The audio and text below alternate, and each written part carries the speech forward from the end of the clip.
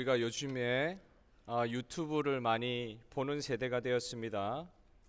유튜브를 보는 분들 중에 많은 분들이 그 먹방이라고 그래가지고 저는 처음에 그게 무슨 말인지 몰랐는데 그 먹는 방송이라 그래요. 먹방이 그렇게 순위가 많이 보는 영상 중에 하나라고 그러더라고요.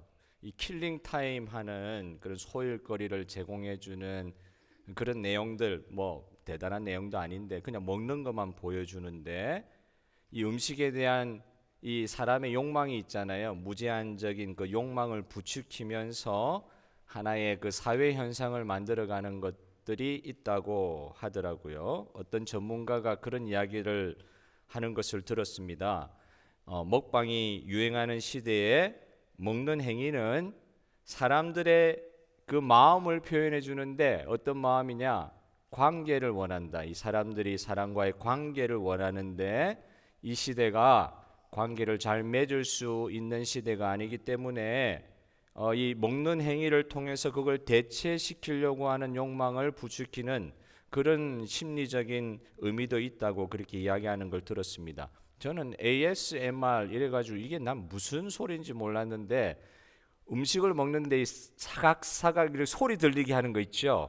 그걸 어떻게 좋은 마이크로 그걸 이렇게 녹음을 해가지고 그걸 또 유튜브로 이렇게 보여준다 그러더라고요. 저는 보지는 못했는데, 그렇게 소리만 이렇게 들려주는 방송을 통해서도 혼자 식사할 수밖에 없고 혼자 외로워 있는 사람이 누군가와 같이 이렇게 식사하는 듯한 느낌을 가질 수도 있도록 만들어주는 그런 방송들이 만들어지고 있다는 것이죠. 그러다 보니까 결핍감이나 그 허전함을 느끼지 않으려고 하는 그 사람의 마음에다가 이런 먹방 같은 내용들을 이렇게 세상에 보여주면서 그게 너무 과도하다 보니까 놀랄 정도로 많이 먹는다 그래요. 제가 정확하게 안 봐서 모르겠는데 진짜 많이 먹는다 그러더라고요. 근데 그렇게 먹는 모습을 보여주면서 오히려 그 방송을 보는 사람은 섭식 장애 같은 그 심리적인 아픔과 병을 가지게 되는, 심리 불안 상태에 빠지는 그런 경우도 있다고 그러더라고요. 이 무엇이든지 허전함을 채우면은 만족감을 얻을 수 있다고 생각하는데, 이때 이 무엇으로 마음의 허전함을 채우는가 하는 것이 중요할 것 같아요. 허전함을 채우는 도구들이 많이 있죠. 담배도 마약도 허전함을 채우려는 도구로 사용될 수가 있을 것입니다. 그런데 여러분 잘은 안 해봐서 잘 모르겠는데, 그런 분들 그 순간에는 엑스타시를 느끼고 마음에 좀 평안함을 느낄지 모르겠는데, 이게 진짜 만족감이 아닌 것이, 이것을 할 때는 몰랐는데 하고 나서 얼마 지나지 않아서 이걸 계속하지 않으면 금단 현상이 생기는 거예요. 이런 것들은 나쁜 의미에서 중독 현상을 일으켜가지고 불안해서 이것들을 잡아서 사용을 할 때 우선은 마음이 평안한 것 같지만 계속해서 중독적으로 사용하지 않으면 진짜 마음이 더 불안해지는, 처음보다 이유가 더 이상해지는, 힘들어지는 그런 경우가 생기지 않습니까? 오히려 이 허전함을 그런 것으로 채우려고 할 때 순간, 잘못된 생각이죠. 순간 평안함을 얻는 것 같은데 그 물질, 그 무엇에 오히려 매이게 해서 사람이 그것을 하기 전보다, 그 건강할 때보다 오히려 더 못한 상황으로 사람들이 이렇게 빠지게 되는, 이건 사실은 사람을 정말 파괴시키는 도구가 될 수 있는 것이죠.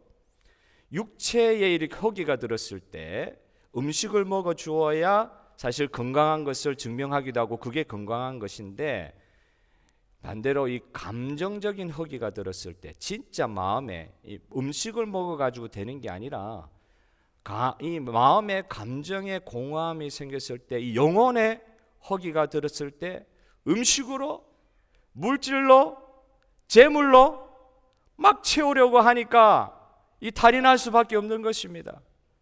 영혼의 허기가 들었는데, 그 마음에 빈 공간이 생겼는데, 그걸 채우기 위해서 자신의 이 텅 빈 영혼을 뭘로 채웁니까? 육신적인 도구들로 채우려고 할 때 몸이 아니라 사람의 영혼이 병이 더 나버리는 거예요. 여러분 이런 것들을 너무 많이 경험하게 됩니다. 파스칼 평전이라는 책이 작년에 나온 것 같은데, 파스칼이라는 사람이 수학자기도 하지만 저는 옛날에는 파스칼의 이 공식 같은 것들을 배우면서 이 사람이 수학자다 이 정도만 알았는데, 이 사람이 유명한 철학자였습니다. 이 중세를 넘어오면서 정말 그 데카르트와 비견될 만한 유명한 철학자였던 것으로 기억을 하는데, 어느 목사님이 이 책을 쓰시면서 그 안에 내용이 참 귀한 내용이 많은데요, 그 파스칼 평전을 통해서 파스칼의 그 사상을 설명을 하는데, 파스칼이라는 사람은 사람의 마음에는 진공 상태의 빈 공간이 있다고 정의를 하더라고요.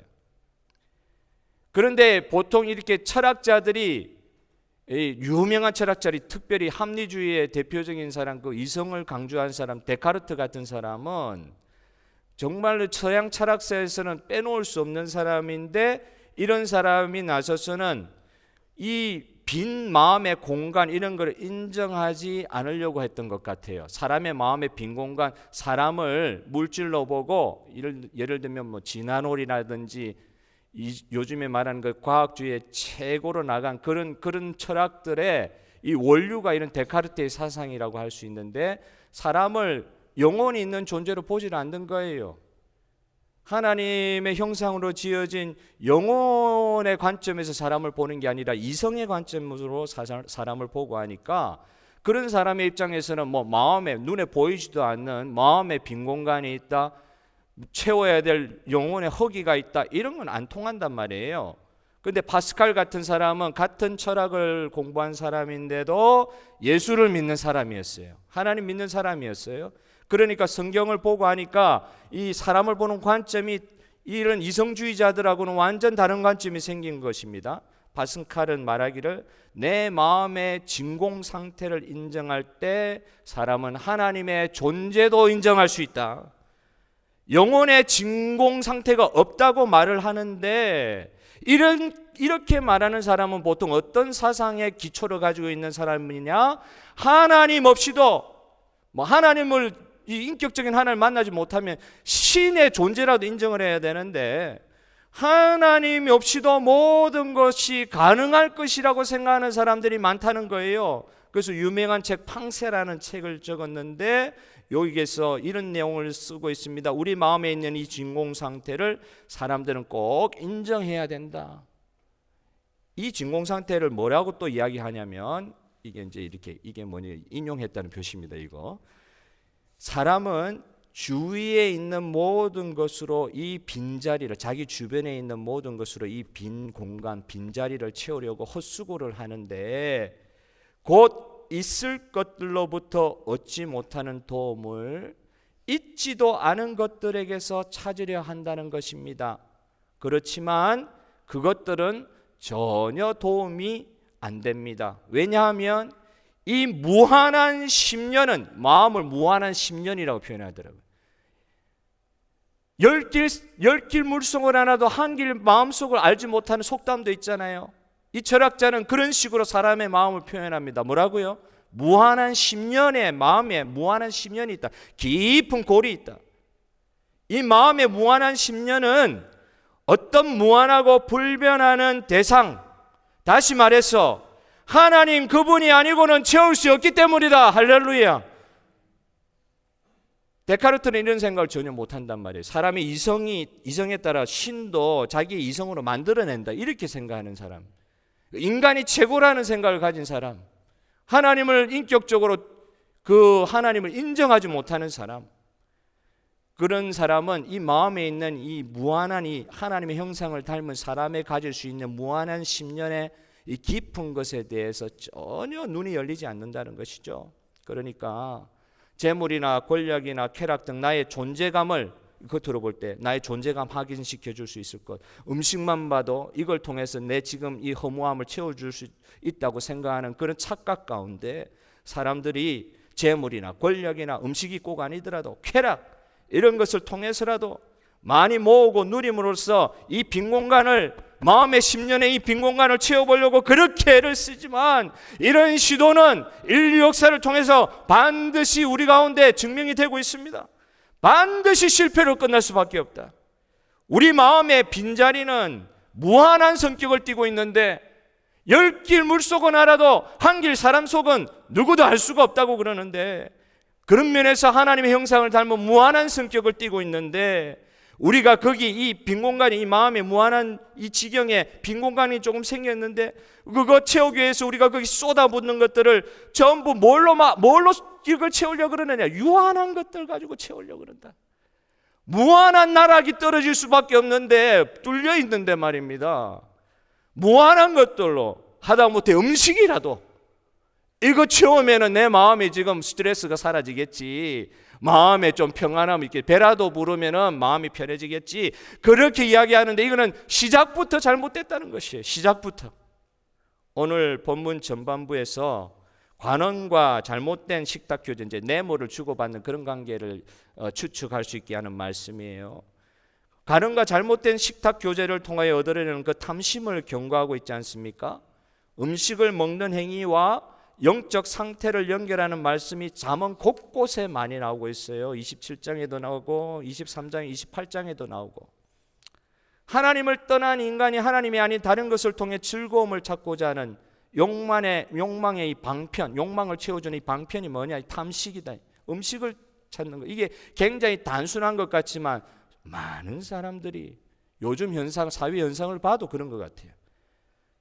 탐식은 결국 탐욕, 욕심과 연결되는 것인데, 하나님 경외함이 없는 부자, 하나님과 관계를 멀리하게 하는 재물에 마음이 뺏긴 사람, 결국 하나님 나라의 열매를 맺지 못하고는 세상에 나가서 다시 많이 먹은 것들을 다시 토한단 말이에요. 토하고. 먹방 하시는 분들 보니까 그렇게 많이 먹고 어떻게 살이 안 찌고 우리 사냐 그러니까 말은 안 하는데 중간중간에 토한다 그러는 이야기들을 들었어요. 사실인지는 모르겠는데, 다시 세상에 나가서 잠깐 안정됐다가 다시 변하지 않는 상황 가운데 또 나가서 다시 토한단 말이에요. 토한 거. 먹은 것이 제대로 된 것을, 마음을 채워줄 수 있는 제대로 된 것을 먹지 못하니까, 엉뚱한 거 먹어놓으니까 다시 세상에 나가니까 답이 없죠. 그건 거기 나가서 다시 토하는 거예요. 결국 먹음의 결과들을 헛되게 만드는 탐식과 욕심은 우리의 삶을, 그걸 조금 이렇게 채워줄 수 있을 것 같은데 오히려 그 이유가 더 힘들게 되는 것이죠. 잠언에서 사실 모세오경에 나오는 우상 숭배를 저주하고 금지하는 내용들을 잠언에서 잘 찾기가 어려웠는데요, 그 신명기 말씀에 그렇게 경계하고 모세오경에 그렇게 경계하는 우상 숭배에 대한 내용이 잠언에는 잘 표현이 안 되는 것 같은데, 오늘 우리가 이렇게 접하는 이 탐심, 탐욕, 욕심에 관한 이 주제가 신약 성경에서 뭐라고 이야기되고 있는지 한번 보실 필요가 있어요. 골로새서 3장 5절 말씀 한번 펴주시길 바랍니다. 다 같이 한번 읽어봅시다. 골로새서 3장 5절 말씀 시작. 그러므로 땅에 있는 지체를 죽이라. 곧 음란과 부정과 사욕과 악한 정욕과 탐심이니 탐심은 우상 숭배니라. 탐심의 성격을 너무 잘 드러낸 말씀입니다. 사람의 영혼의 빈 공간에 보통 우상이라는 게 뭐냐면 사람의 영혼의 빈 공간에 귀신, 우상을 채우는 것처럼, 우상 숭배라는 게 그런 거란 말이죠. 이 영혼의 빈 공간에 우상을 채우려고 하는 것처럼 탐심도, 욕심도 우리 마음을 하나님 이외의 엉뚱한 것으로 채우는 제약된 행위라는 것을 딱 규정하고 계세요. 욕심, 탐심은 7딸을 두고 있는 것이다. 어떤 분이 이렇게 이야기하더라고요. 배신, 이 욕심으로부터, 탐심으로부터 어떤 죄들이 배태가 되느냐? 배신, 사기, 거짓, 위증, 불안, 폭력, 냉담, 탐욕 등의 죄를 양산한다. 모든 죄들, 어떻게 보면 욕망에 관련된 모든 죄들이 이 욕심에서부터 이렇게 가지를 뻗어나가는 것들이다. 그래서 바울은 탐욕과 우상 숭배를 동일시하면서 모든 죄악의 뿌리가 될 수 있음을 말씀으로 경고하고 있는 것입니다. 이 말씀은 다윗이 쓴 동일한 서신서 디모데전서 6장 9절 10절에 이렇게 또 강조가 되고 있어요. 하나님 말씀 다 같이 한번 읽어봅시다. 시작. 부하려 하는 자들은 시험과 올무와 여러 가지 어리석고 해로운 욕심에 떨어지나니 곧 사람으로 파멸과 멸망에 빠지게 하는 것이라.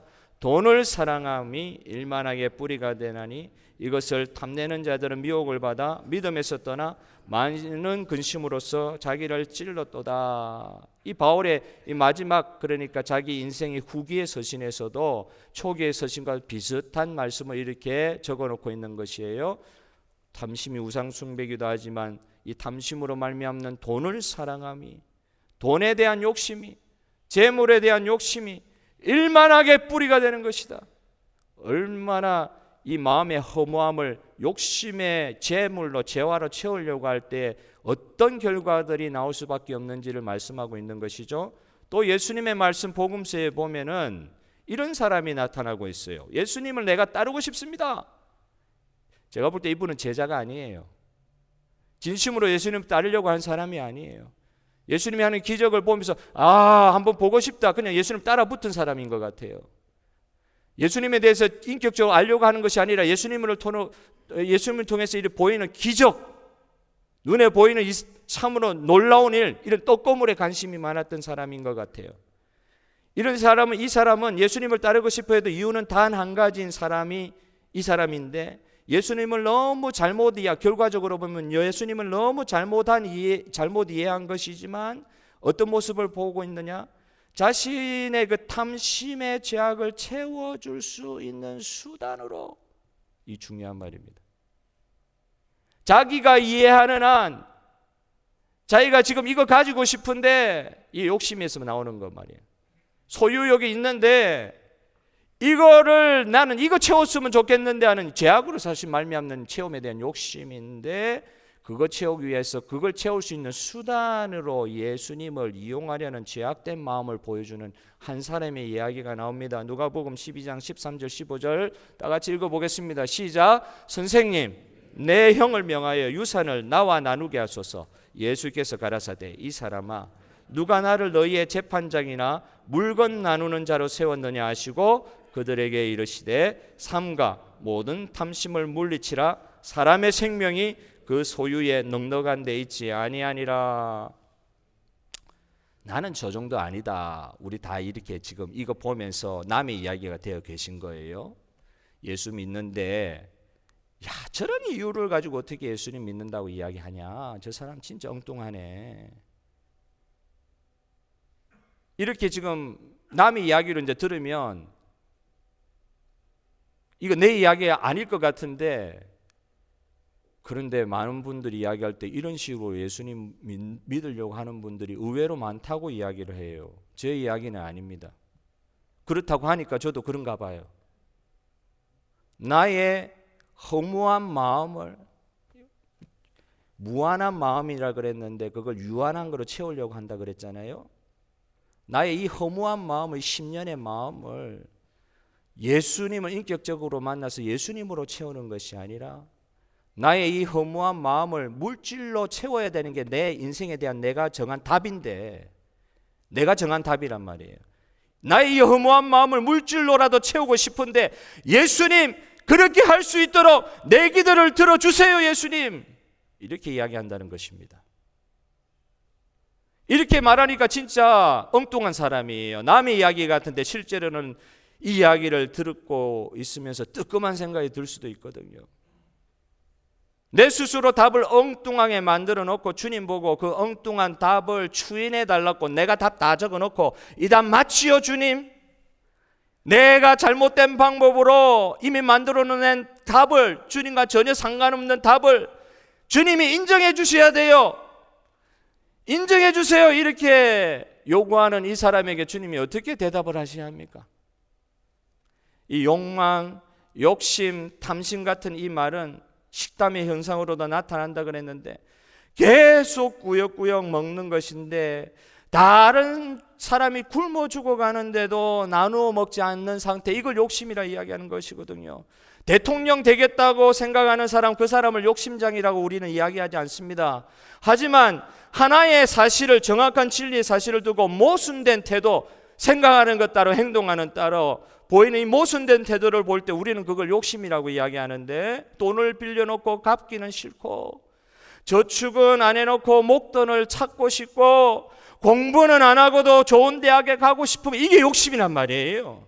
오늘 읽은 잠언 본문 말씀을 보면은 뇌물을 주어서라도 성공하고 싶고, 내가 분명히 말씀을 볼 때는 이게 합당하지 않는데 하나님은 우리의 중심을 바라보고 계신 분이신데 사람들이 모르겠지 하고 이렇게 시작하는 건 한단 말이에요. 근데 사람이 사실 모릅니까? 사실 사람들이 우리가 하는 걸 모르는 척하고 지금 보고 있지만 나의 잘못된 부분은 언젠가는 어떤 상황이 되면 다 드러나게 돼 있더라고요.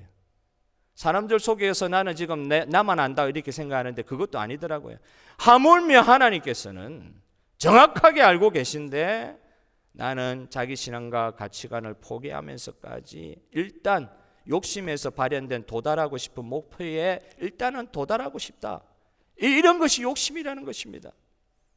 이게 뭡니까? 잠언의 앞장에서 계속 말씀하셨던 말씀의 지게석이 있는데, 한계가 있는데 그 지게석을 스스로 옮겨서라도 내 욕심된 목표를 이루고 싶다. 이게 제약된 생각인데, 이게 참 잠언 말씀에 보면 미련하고 어리석다는 거예요.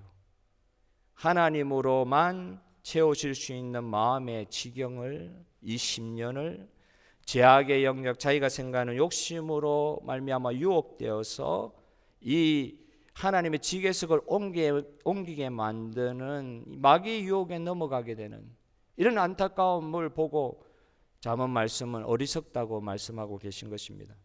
사실 우리가 원하는 것이 이루어지지 않을 때 얼마나 괴롭습니까? 저만 또 괴롭다, 그죠? 여러분 괴롭지요, 그죠? 소원이 있는데 안 이루어졌는데 20년이 지나도 안 이루어져요. 30년이 지나도 안 이루어져요. 괴롭지 않습니까? 그래서 마음에 병까지 들지 않습니까? 그런데 이런 생각은 해보셨습니까? 혹시 다 그런 건 아닐지라도 혹시 그런 생각에 가장 밑바닥에 하나님과의 관계에서 나오는 하나님의 말씀의 순종의 마음이 아니라 내 욕심이 그 밑바닥에 딱 자리하고 있는 그런 원하는 것 혹시 아니셨습니까? 노력은 적게 하고 완벽한 결과를 얻으려고 하는 거, 그 욕심이라고 그랬잖아요. 하나님 은혜를 가장하여서 이거 하나님 은혜입니다. 가장해가지고 요행, 그냥 생긴 그런 요행을 계속해서 하나님 은혜로 가장시켜서 그걸 바라고 있는 것도 그것도 욕심일 수 있잖아요. 진짜 제약된 욕심이 없으면 내가 아무리 열심히 했다고 해도 사실은 실패같이 보이는 그런 상황이 우리 가운데 일어난다 할지라도 그 실패를 두려워하지 않고 하나님 주신 것들의 그 결과에 연연하지 않게 되는 믿음의 세계가 펼쳐질 줄 믿으시기를 바랍니다. 하나님께서는 우리에게 비전과 꿈을 주시는데 하나님께서 우리에게 주신 비전과 꿈이 이루어질 것을 바라는 일은 분명한 거는 그 비전과 꿈, 하나님 주신 비전과 꿈이 야망하고 다르단 말이에요. 하나님 저와 여러분에게 주신 비전과 꿈이 일어나고 그것이 성취되고 이루어지는 것을 바라는 것은 욕심과는 다른 차원이에요. 그래서 이런 사람에게는 하나님의 비전과 뜻을 품고 사는 사람에게는 설사 당장은 내 눈에 보기에는 실패하는 상황이 벌어진다 할지라도 절망할 필요가 없는 것입니다. 자신의 바라는 것이 아니라 하나님의 하신 일에 대한 신뢰가 있기 때문에, 인격적인 하나님에 대한 신뢰가 있기, 믿음이 있기 때문에 그 상황에서도 실패라고 여기지 않고 하나님께서 이렇게 하신 이유가 있겠지, 과감하게 내려놓을 수 있는 은혜가 있는 줄 믿습니다. 그래서 비전의 사람은 욕심의 사람과는 전혀 다른 생활 태도를 보여주는 거죠. 내 마음의 욕심에서 이루어져야 될 게 안 이루어진 것에 대해서 한탄하고 그렇게 생각하는 것이 아니라 하나님 나라의 꿈과 비전을 통하여서 비록 실패와 같은 상황이 벌어진다 할지라도 전혀 다르게 반응하는 것입니다. 하나님이 원하시면 이루실 수 있다는 믿음을 가지고 웬만한 상황에서도 흔들리지 않는 줄 믿습니다. 그리고 항상 자신의 마음의 상태를, 내 마음의 상태를 말이에요, 하나님의 말씀에 비추어서 내가 지금 하나님 말씀에 합당한 생각을 가지고 하나님께 구하고 있습니까? 하나님께 계속해서 묻습니다. 하나님, 그래서 어떻게 기도합니까? 하나님, 내 뜻대로 마옵시고 당신의 뜻이 나의 삶을 통해서 이루어지게 하여 주시옵소서. 이 기도가 우리 가운데 날마다 새로워지기를 원합니다. 오늘 본문 5절에 보니까 허무한 것에 마음을 뺏기지 말라고 하시잖아요. 허무한 것이다. 욕심이 기저에 있어서 뭘 추구하느냐? 허무하고 결국은 썩어질 것, 결국은 이전보다 이후의 상황을 더 나쁘게 만들 것에 마음이 가서 허무한 것에 마음을 빼앗기지 말라. 이 욕심의 마음을 빼앗기지 않는 이런 방법들에 대해서 본문이 또 보여주고 있어요. 첫 번째, 어떤 방법들을 보여주고 있으십니까? 먼저 우리 마음에 있을 수 있는 이 욕심을 치료하려면은 하나님으로 우리의 빈 공간이 채워질 수 있도록 해야 되는 그 마음의 이 정말 거룩한 욕심이라 그럴까요? 거룩한 욕망이라 그럴까요? 거룩한 참 바람이라 그럴까요? 하나님이 나의 이 허무한 빈 가슴, 하나님만이 채워주실 수 있습니다. 오늘 파스칼이 말한 대로 인간은 하나님께서 우리의 마음을 채우셔야만 하나님의 보호를 체험할 수 있고 궁극적인 안전을 누릴 수가 있다고 하는 이 사실을 분명히 믿고 혹사 참 허무한 생각이 들고 어떨 때는 마음에 참 마귀가 유혹하고 욕심을 주고 이 절망에 빠지게 하는 그런 방법들이 얼마나 많은지요. 다 해도 소용없다고 하는 그런 생각이 막 들게 될 때에 이게 얼마나 심연이 깊어가지고 어떻게 찾을 수가 없을 정도로, 방법을 찾을 수가 없을 정도로 나락으로 떨어진다고요. 마음의 심연이라 그랬잖아요. 이걸 누가 채울 수 있어요? 믿음이 없으면은, 인격적인 하나님에 대한 믿음이 없으면 여러분은 허공에 돌아가라는 에너지를 우리가 믿는 것이 아닙니다. 오늘 저와 여러분이 믿는 하나님은 천지를 창조하신 전능하신 하나님인 줄 믿습니다. 저와 여러분을 인격적으로 만나시고 함께 하신 하나님 우리가 믿고 있잖아요. 그러니까 이 믿음이 있어야 되는데 이 믿음이 없으면 이 내적 결핍을 경험할 수밖에 없는 것이 인간의 원래 모습이란 말이죠. 이걸 허무한 생각이 드는데 내가 왜 이러지? 당연히 그렇지요. 하나님으로 채워져야 되는데 하나님으로 채워지지 못하니까 허무하고 내가 왜 이러지 이러는 것입니다. 조금 힘들면은 내가 왜 이러지? 나는 왜 이렇게 힘들지? 힘들고 죽고 싶고. 여러분, 하나님으로 채워져야 될 심연이 우리 마음에 있다는 걸 인정해야 됩니다. 인간은 하나님으로 채워질 때 비로소 만족을 얻는 존재인 것입니다. 그렇기에 하나님으로 채우는 훈련이 필요하다는 거예요. 이것은 동양 철학에서 말하는 비움, 자꾸 비워라 그래요. 뭐든지 득도하려고 하면 비워라 그래요. 마음을 비워라, 욕심을 비워라. 욕심을 비워라는 게 우리가 지금 성경에서 말하는 거하고 비슷한 말인 것 같은데 이게 완전히 다른 개념이더라고요. 어떻게 해야 합니까? 진짜 어떻게 해야 됩니까? 마음에 욕심 없으려고 하면 비우면 그 욕심이 없어집니까? 여러분, 이거 비우는 거 가지고 마음에 욕심이 없어질 것 같으면은 수십 년간 면벽수도하는 그런 사람, 그래 봐야 또 돌아가신 그 유명한 스님, 억만급의 그 산의 욕심의 이 죄악에 나를 둘러싸고 있는 이거 어떻게 풀어낼 것이냐? 아무리 돌을 쌓고 비운다고, 이 욕심을 비운다고, 마음을 비운다고, 마음을 허하게 비워놓으면은 여러분, 성경은 거기에 7 귀신 들어온다 그랬어요. 비우면 될 것 같으세요? 잊어버리면 될 것 같으세요? 하나님의 말씀으로 채워야 되는 줄 믿으시길 바랍니다. 하나님 말씀으로 채우지 않으면은요, 언제나 우리의 마음에는 엉뚱한 것이 들어갈 수 있음을 인정해야 돼요. 비우면 비워진 대로 있는다고요? 사탄 마귀 가만히 있을 것 같으세요? 7 마귀 데리고 들어온다 그랬어요. 이거 귀신 들린 사람, 귀신을 쫓아내고 그냥 가만히 있으면 7 귀신 데리고 들어온다 그랬어요. 뭘로 채워야 돼요? 하나님, 인격적인 하나님을 말씀으로 만나야 돼서 말씀으로 채우는 작업, 어떤 면에서는 의도적인 하나님에 대한 사모함, 하나님의 말씀으로 하나님으로 채우려고 하는 의도적인 그 열심을 또 성령께서 우리 가운데 허락해 주셔야 되는 것입니다.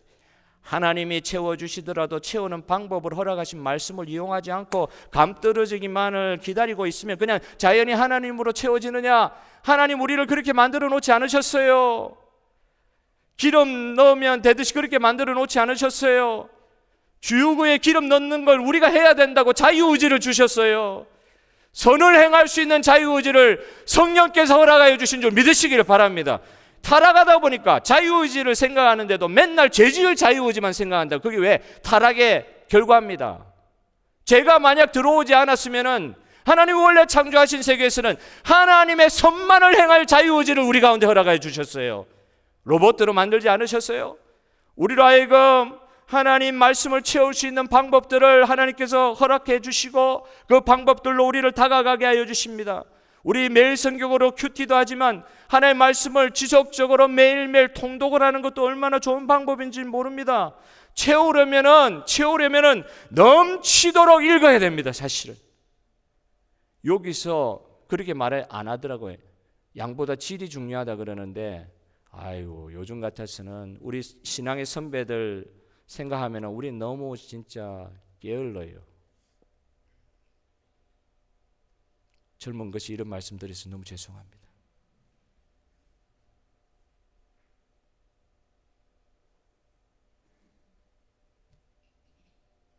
양보다 질이 중요하다면서 아무것도 안 해요. 저는 양이 중요하다고 생각합니다. 하나님 앞에 더 나오셔야죠. 더 말씀 가운데 가셔야죠. 전에 읽었던 말씀이라고 그걸로 끝입니까? 어느 순간 비워진 이 마음에 말씀 아닌 것으로 채우기 시작하면 오히려 엉뚱한 것들이 들어와가지고 그 과한 것 줄이기가 너무너무 힘들어요. 영적인 다이어트 하기가 너무너무 힘들어요. 엉뚱한 것들이 들어와 있기 때문에. 그걸로 채우기 전에 하나님의 말씀으로 채우려고 하니까 그러니까 양이 중요하다는 거예요. 이미 이 세상에는 하나님 아닌 것들로 가득 차 있기 때문에 가만 놔두면 그 가득 차 있는 것들이 그냥 우리로 흘러 넘칩니다. 그때 다이어트 하려고 하면 얼마나 힘듭니까? 그러나 은혜가 흘러 넘치면은 우리가 이 양으로라도 하나님 말씀 우리를 채우는 이런 영적인 훈련을 게을리하지 않으면은 이게 결국 우리로 넘쳐서 다른 사람에게까지 선한 영향력을 끼치게 하시는 하나님의 뜻이 계신 줄 믿으시길 바랍니다. 더 해도 돼요. 이거는 하나님의 말씀은 채워도 됩니다. 흘러 넘치면 다른 사람도 살립니다. 말씀의 은혜가 흘러 넘치도록 의도적으로 움직이는 저와 여러분 되었으면 좋겠습니다. 그런데 여기서 또 하나의 엄연한 현실을 잘 파악할 필요가 있어요. 어떨 때는 마음이 단순히 비워져 있는 것이 아니라 단순히 마음이 비워져 있는 이런 상태가 아니고요. 이미 이 큰 영적 공격을 너무 받아가지고 성도를 할지라도 사탄 마귀가 가만 안 놔두거든요. 이 영적 공격이 너무 커가지고 깊은 내상을 입어버려서 이미 마음에 이거는 그냥 항생제로 치료할 수 없는 외과적 수술이 들어갈 정도로 깊이 마음의 골에 그냥 패여버렸어요. 너무 영적 공격이 심해가지고 그냥 마음이 비어진 상태가 아니라 깊은 내상을 입어버렸어요. 눈으로 볼 때 도저히 수리를 못하겠어요. 옛적 같게 하옵소서 그러는데 은혜가 은혜 되지를 못해요. 하나님 은혜가 옛적같이 우리를 사로잡지를 못해요. 믿는 사람이라 할지라도 절망 가운데 떨어져 있는 경우가 얼마나 많은지 모릅니다.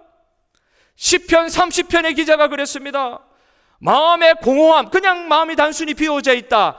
그 가운데 또 다른 문제에 있어서 완전히 영혼이 그냥 깊은 내상을 입고 엉뚱한 것에 완전히 점령되어 버린 듯한 참으로 참혹하고 어두운 상황을 가지신 성도님들도 있을 수 있다.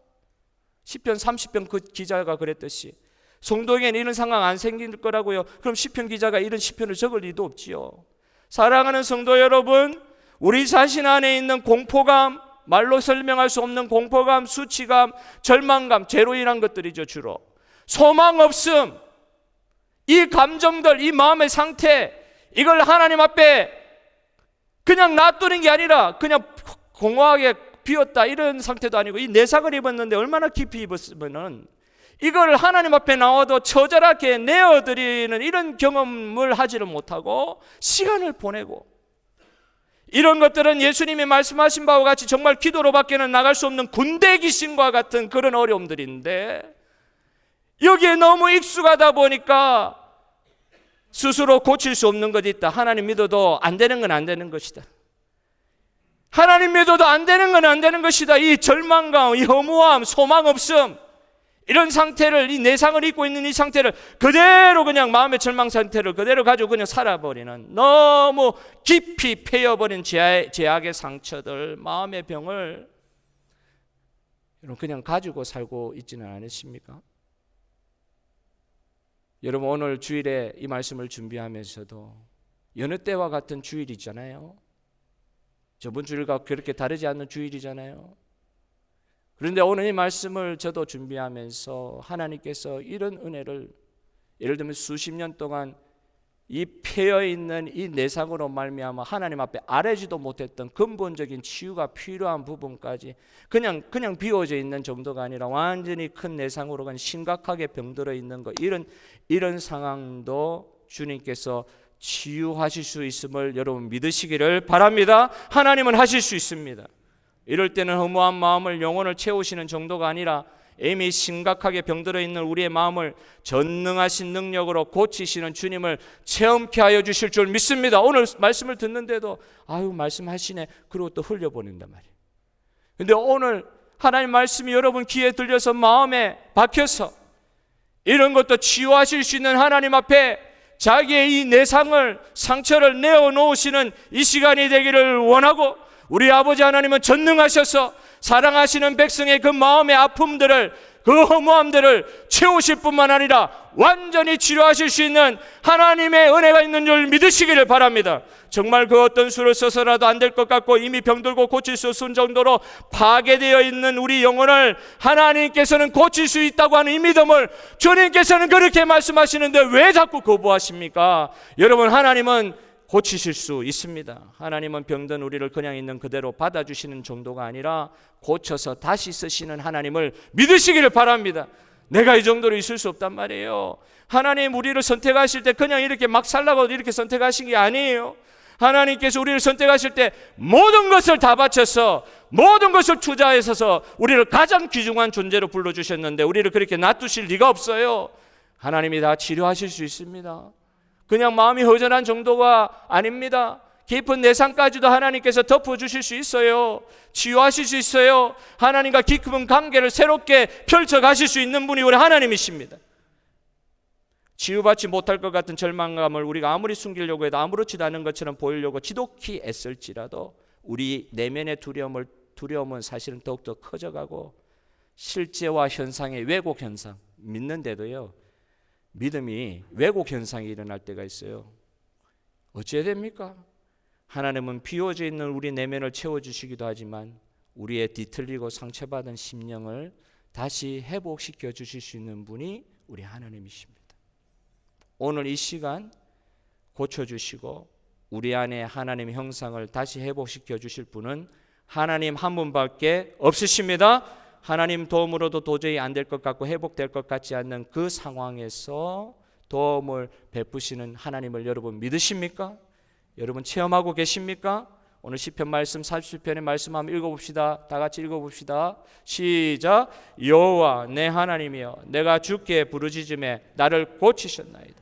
여호와여, 주께서 내 영혼을 수월에서 끌어내어 나를 살리사 무덤으로 내려가지 아니하게 하셨나이다. 그의 노염은 잠깐이요 그의 은총은 평생이로다. 저녁에는 울음이 깃들일지라도 아침에는 기쁨이 오리로다. 주께서 나의 슬픔이 변하여 내게 춤이 되게 하시며 나의 베옷을 벗기고 기쁨으로 띠띠우셨나이다. 할렐루야. 우리 하나님 하실 수 있습니다. 욕심을 치료할 수 있는 두 번째 방법은 의외로 단순해요. 자족하고 살고 있느냐, 단순한 삶을 살고 있느냐, 재물에 욕심을 부리지 않고 하나님으로 말미암아 만족하는 사람, 욕심 때문에 끊임없이 만족하지 못하는 그런 상황이 있지 아니하고 이런 마음의 상태에 든다 할지라도 순간 하나님을 기억하고 돈이 아무리 많아도 이 문제 해결할 수 없음을 알고 적은 소유를 가지고 단순하게 살아간다고 할지라도 우리 하나님으로 예수님의 구원으로 말미암아 만족할 수 있는 사람이 진정한 부자됨을 선포하게 하여 주시옵소서. 제 친구 중에 어떤 사람은 주머니에 손을 집어넣는데 집어올릴 동전 하나 없을 때 마음이 그렇게 편안하다 이야기를 하는데 나는 그 세계를 잘 모르겠어요. 제 친구는 그런 이야기 하더라고요. 주머니에 집어넣는데 손으로 집어올릴 동전 하나 없을 때 사실은 마음이 가장 편하더라. 잘 모르겠는데 진짜 그런가 봐요. 저 사진 잘 아십니까?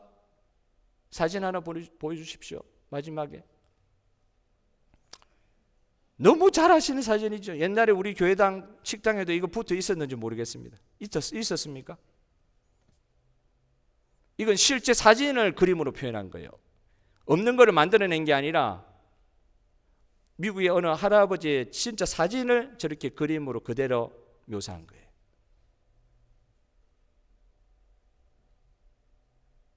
아무거 없어도 저 순간에 하나님 임재하십니다. 채워주십니다. 새롭게 해주십니다. 마지막으로, 마지막 세 번째로 조금 더 적극적이고 진취적이고 결국은 더 성경적인 방법으로 오늘 이 욕심의 문제, 탐심의 문제 해결할 수 있도록 주님은 제시하고 계세요. 사실 이 방법이 가장 탁월한 방법입니다. 그것은 나누는 것이에요. 나누는 것. 재물이 있어서 나누는 게 아니라 삶 자체가 나누는 삶이 되게 하여 주시옵소서. 그게 치유라고 이야기하고 계세요. 움켜진 손을 펴고 모든 것을 나누어 줄 때, 아낌없이 줄 때 생명을 얻는다고 잠언은 계속 이야기하고 있습니다. 오늘 본문 10절에 고아들을 위해 지게석을 옮기지 말라는 말씀, 13절에 자녀들을 훈계하라는 말씀, 다 궁극적으로 보면 저와 여러분의 이 다음 세대 혹은 가난한 자들에 대한 나눔을 통해서 수혜를 받아야 할 대상들을 지금 하나님께서 보여주고 계시는 거예요. 여러분의 나눔을 통해서 은혜를 받아야 될 사람들을 지금 보여주고 계신 거예요. 저는 오늘 설교 제목에 욕심을 버리고 사람을 세웁시다 이렇게 적어 놓았습니다. 12절에 고아들의 구속자가 계신다고 하나님 말씀하지 않고 본인을 표현하는 거예요. 하나님이 이렇게 고아들의 구속자라고 자기 자신을 이렇게 말씀하시는 거예요. 이게 누가 하신 일입니까? 우리 예수님이 하시는 일이십니다. 가장 불쌍하고 나눔이 필요한 사람들에게 구속주가 되어주시는 것이 하나님의 마음이고 하나님이 하시는 일이다. 예수님이 하신 이 일을 통해 우리는 우리의 나약하고 허무하고 상처받은 영혼의 치유를 오히려 나눔을 통해서 예수님이 하신 일을 그냥 되든 안 되든 따라가려고 할 때 오히려 치유가 일어나는 줄 믿으시길 바랍니다. 그냥 체험받는 수동적인 방법이 아니라 허무하니까 채워야 되겠다. 말씀 채워야 되겠다. 그 정도의 수동적인 방법 정도가 아니라 말씀도 의도적으로 찾아라 그랬죠. 그렇게 채우는 방법뿐만 아니라 고아들의 구속자가 되시는 예수님의 사역에 능동적으로 동참함으로 우리 마음의 깊은 상처까지 치유받을 수 있는 길을 주님께서 제시하신 줄 믿으시길 바랍니다. 여러분, 우리에게 뭐가 부족해가지고 일 시키려고 이러시는 거 아니에요. 우리를 위해서 제시해 놓으신 방법이십니다. 나눔으로 오히려 치유받고 치료자가 될 수 있다고 말씀하시는 거예요. 상처 입은 치유자 될 수 있다고 말씀하고 계십니다. 우리의 약함을 통해서도. 나눔은 버리는 행위가 아닙니다. 탐욕의 가장 큰 특징으로 에리 프론 같은 사람은 무정하고 무관심해지는 것이라 그랬어요. 자기밖에는 모르는 것. 잘못된 체험으로 이렇게 차가워진 우리의 마음이 문제인 것을 이야기하면서 공동체의식이 부재가 돼버리니까 자기만 생각하다 보니까 자기만 잘 살면 된다고 하는 그것이 궁극적으로는 자기를 파괴하는 데까지 나가게 하는 게 욕심의 죄고 탐심의 죄더라. 여러분, 마지막 이 세 번째가 가장 중요한 적용인 것 같아요. 하나님 말씀 오늘을 제시해 주셨어요. 우리의 마음의 10년의 깊은 공간에 이 빈 공간, 어떤 면에서 깊은 내상을 입은 우리의 이 어떻게 할 수 없는 마음의 아픔들 어떻게 치료할 수 있느냐? 예수님처럼 하면은 치료받을 수 있다. 여러분, 저와 여러분 예수 그리스도를 구세주로 믿는 하나님의 백성인 줄 믿습니다. 예수님 따라가고 싶으시잖아요. 일시키는 예수님을 따라가지 마시고 우리를 치유하기를 원하시는 예수님을 인격적으로 신뢰하고 예수님의 가신 길을 걸어가실 때 궁극적으로 어떤 것으로도 어떤 유한한 것으로도 해결할 수 없었던 우리 내면의 문제를 우리 하나님께서 치유하여 주실 줄 믿습니다. 우리 식탁에 가난한 사람과 나그네들이 앉아있는 모습이 만약에 익숙해진다고 하면 이 파편화된 시대에 우리 식탁에 가난한 사람과 나그네들이 앉아있는 모습이 익숙해지면 그들과 함께 그리스도께서도 그들과 함께 손님으로 우리를 찾아오실 것이다. 저번 주에 말씀드렸잖아요. 마태복음 25장에 내가 언제 주님께 이런 것을 물을 드렸습니까? 음식을 드렸습니까? 가장 약한 자, 가난한 자, 약한 자에게 한 것이 곧 내게 한 것이니라. 거지를 보면서 예수님 저기 계시다. 실제로 우리 형제 자매들 그런 식으로 사역하시는 분들이 많이 계세요. 우리가 잘 그렇게 하지 못해서 그렇지. 이 하나님 나라의 백성들 중에 그렇게 사는 사람도 많이 계십니다. 거지를 보면서도 예수님 저기 계시다. 좋은 옷, 비싼 오리털 파카도 벌벌 떨고 있는 사람 보이면 벗어주고 오는 사람 지금도 있습니다. 그 순간에 예수님 저기 계시다. 그러시는 거예요. 예수님을 따라가는 아주 단순하고도 확실한 삶의 치유의 방식, 우리의 깊은 상처 치유받을 수 있는 그 놀라운 은혜의 세계들을 펼쳐놓으셨는데 우리 엉뚱한 거, 유한한 것도 그죠?